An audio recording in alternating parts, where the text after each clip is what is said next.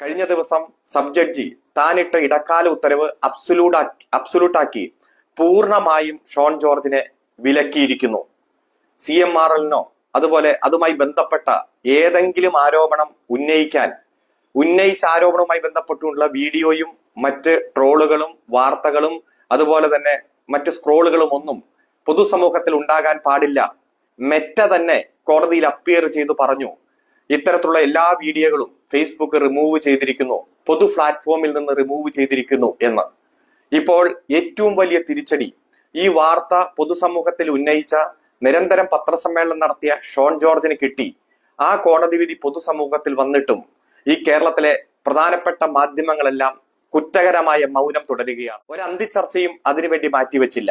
മുഖ്യമന്ത്രിയെ അധിക്ഷേപിക്കാനും അദ്ദേഹത്തിന്റെ കുടുംബത്തെ ആക്രമിക്കാനും CMRL-നെയും എക്സലോജിക്കലിനെയും എല്ലാം ആരോപണ ശരങ്ങളിൽ നിർത്തുവാനും മാസങ്ങൾ മാറ്റിവെച്ച, നിരവധി നൂറുകണക്കിന് മണിക്കൂറുകൾ മാറ്റിവെച്ച മുഖ്യധാര ചാനലുകളാണ് കുറച്ച് നിമിഷങ്ങൾ പോലും ഈ കോടതി വിധിയെക്കുറിച്ച് ചർച്ച ചെയ്യാൻ തയ്യാറാകാത്തത്. കേരളത്തിലെ എല്ലാ CMRL-ഉം എക്സലോജിക്കുമായി ബന്ധപ്പെട്ടുകൊണ്ട് മാസപ്പടി എന്ന ഒരു വാക്ക് കേരളത്തിന്റെ സമൂഹത്തിന് സംഭാവന ചെയ്തത് മനോരമയാണ്.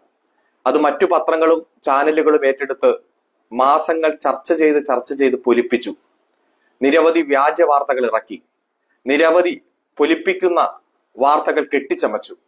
ഇടതുപക്ഷത്തെ ആക്രമിക്കാനും മുഖ്യമന്ത്രിയെയും കുടുംബത്തെയും എല്ലാം ആക്രമിക്കാൻ ഏറ്റവും വലിയ ആയുധമായി അത് ഉപയോഗിച്ചു. അത് പ്രധാനമായി പൊതുസമൂഹത്തിൽ ഉന്നയിക്കുന്നതിൽ മുന്നിൽ നിന്നത് BJP-യുടെ നേതാവ് ശ്രീ PC ജോർജിന്റെ മകനുമായ ഷോൺ ജോർജ് ആണ്. ഷോൺ ജോർജ് നിരവധി ഘട്ടത്തിൽ വാർത്താ സമ്മേളനങ്ങൾ വിളിച്ചു, നിരവധി പത്രപ്രസ്താവന ഈ വിഷയത്തിൽ ഇറക്കി. ഷോൺ ജോർജ് ഒരു തവണ പോലും തെളിവുകൾ ഹാജരാക്കിയില്ല, ആരോപണങ്ങൾ മാത്രമാണ് ഉന്നയിച്ചത്, ശ്രീ മാത്യു കുഴൽനാടനെ പോലെ. അവസാനം ഷോൺ ജോർജിനെതിരെ CMRL ബഹുമാനപ്പെട്ട സബ് കോടതിയിൽ ഒരു കേസ് കൊടുത്തു. സബ് കോടതിയിൽ കൊടുത്ത കേസിൽ അദ്ദേഹം CMRL ആവശ്യപ്പെട്ടത് ഒരു വസ്തുതയുമില്ലാതെ ആരോപണങ്ങൾ ഉന്നയിക്കുന്നു, അതുകൊണ്ട് കോടതി നടപടി ആരംഭിക്കണം, 5 കോടി രൂപ നഷ്ടപരിഹാരം വേണമെന്നതാണ്. ഷോൺ ജോർജിന് നോട്ടീസ് അയച്ചു. എന്തെങ്കിലും തെളിവുകളുണ്ടോ ഇത്തരത്തിലുള്ള ആരോപണങ്ങൾക്ക് പിന്നിൽ എന്ന് പരിശോധിച്ചു. അദ്ദേഹത്തിന്റെ വാദം കേട്ടു. അവസാനം കോടതി ഒരു വിധി പ്രസ്താവിച്ചു.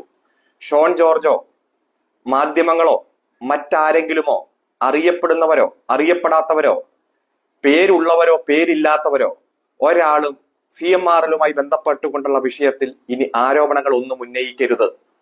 ഇതുവരെ ആരോപണം ഉന്നയിച്ച വീഡിയോ, പത്രവാർത്ത, സ്ക്രോളുകൾ, അതുപോലെ തന്നെ ട്രോളുകൾ, മറ്റേതെങ്കിലും പ്രചരണ മെറ്റീരിയലിൽ ഫേസ്ബുക്കിലോ വാട്സപ്പിലോ അതുപോലെ തന്നെ ഏതെങ്കിലും സോഷ്യൽ മീഡിയ പ്ലാറ്റ്ഫോമിൽ യൂട്യൂബിലോ ഉണ്ടെങ്കിൽ അത് റിമൂവ് ചെയ്യണം എന്നതാണ് കോടതി ഇടക്കാല ഉത്തരവിലൂടെ ഉത്തരവിട്ടത്.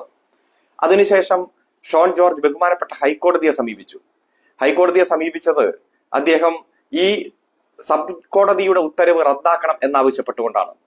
വാദമധ്യേ ഹൈക്കോടതിയും ചോദിച്ചു, എന്തെങ്കിലും രേഖയുണ്ടോ? പണ്ട് സിനിമയിൽ ശങ്കരാടി പറഞ്ഞതുപോലെ കൈരേഖ മാത്രമാണോ ഉള്ളത്?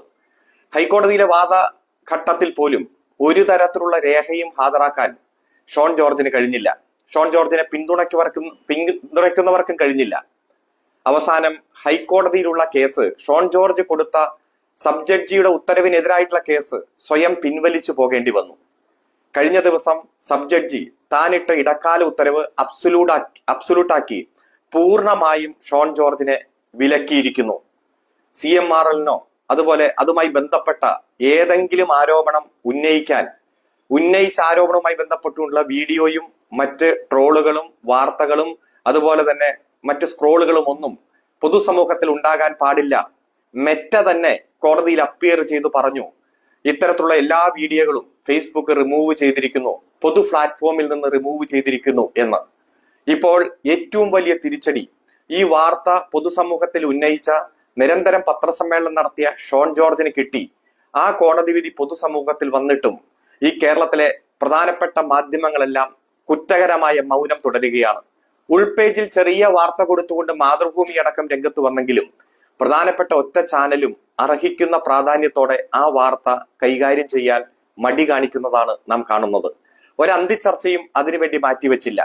മുഖ്യമന്ത്രിയെ അധിക്ഷേപിക്കാനും അദ്ദേഹത്തിന്റെ കുടുംബത്തെ ആക്രമിക്കാനും CMRL-നെയും എക്സലോജിക്കലിനെയും എല്ലാം ആരോപണ ശരങ്ങളിൽ നിർത്തുവാനും മാസങ്ങൾ മാറ്റിവെച്ച, നിരവധി നൂറുകണക്കിന് മണിക്കൂറുകൾ മാറ്റിവെച്ച മുഖ്യധാര ചാനലുകളാണ് കുറച്ച് നിമിഷങ്ങൾ പോലും ഈ കോടതി വിധിയെക്കുറിച്ച് ചർച്ച ചെയ്യാൻ തയ്യാറാകാത്തത്. എത്ര ഗൗരവമായിട്ടുള്ള കാര്യമാണ്. ഇപ്പോഴും ലോകത്തിന് മാതൃകയായ കേരളത്തിന്റെ ആരോഗ്യ മേഖലയിലെ ചെറിയ പോരായ്മകൾ കണ്ടെത്താൻ റിസർച്ച് നടത്തി തെരഞ്ഞു നടക്കുന്ന കേരളത്തിന്റെ മുഖ്യധാര മാധ്യമങ്ങളുടെ പത്രപ്രവർത്തകരോട് സൂചിപ്പിക്കുവാനുള്ളത്, കുറച്ച് സമയമെങ്കിലും ഈ സത്യസന്ധമായ കോടതി വിധി വാർത്തകളെ ജനങ്ങൾക്കിടയിൽ കൊണ്ടുവരാൻ നിങ്ങൾ തയ്യാറാകണം. ഒരു മിനിറ്റെങ്കിലും ഇത് ചർച്ച ചെയ്യാൻ തയ്യാറാകണം.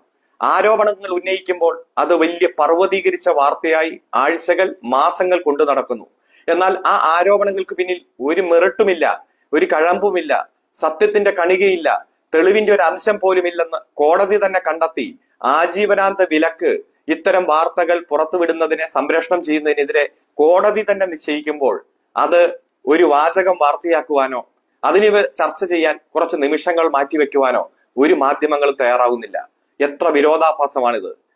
ഈ വിരോധാഭാസം ജനങ്ങൾ തിരിച്ചറിയും എന്നതിൽ യാതൊരു മടിയുമില്ല. ജനങ്ങൾ തിരിച്ചറിയും, സത്യം ജനങ്ങൾ തിരിച്ചറിയും.